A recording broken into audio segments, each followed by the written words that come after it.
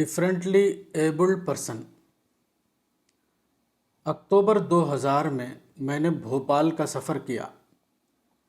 اس دوران میں نے جو چیزیں دیکھیں ان میں سے ایک رفاہی ادارہ بھی تھا جو ڈفرینٹلی ایبلڈ بچوں کے لیے قائم کیا گیا تھا۔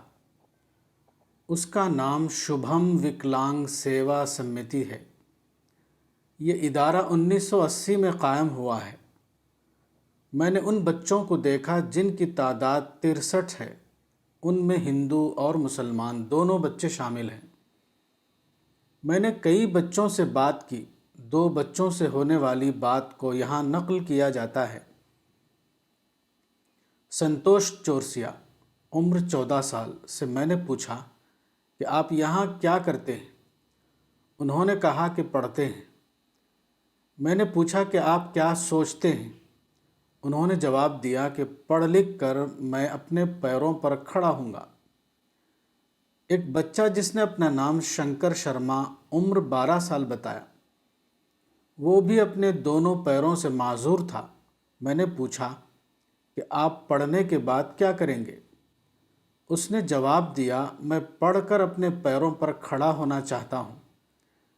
یہ بات وہ بچے کہہ رہے تھے جو اپنے دونوں پیروں سے معذور تھے اور جسمانی طور پر کھڑے نہیں ہو سکتے تھے۔ میں نے سوچا کہ علم میں کیسی عجیب طاقت ہے۔ علم آدمی کو اس حد تک باشعور بناتا ہے کہ وہ جسمانی طور پر کمزور ہوتے ہوئے بھی ذہنی طور پر اتنا طاقتور ہو جائے کہ اس کی جسمانی کمزوری ترقی کی راہ میں حائل نہ ہو سکے۔ مزید یہ کہ موجودہ زمانے میں یہ بات ریسرچ سے ثابت ہو گئی ہے کہ کوئی شخص مطلق معنوں میں قوی یا ضعیف نہیں ہوتا۔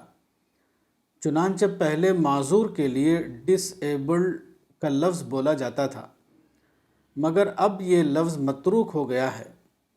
اب ایسے افراد کو ڈفرینٹلی ایبلڈ کہا جاتا ہے، یعنی ایک اعتبار سے معذور اور دوسرے اعتبار سے طاقتور۔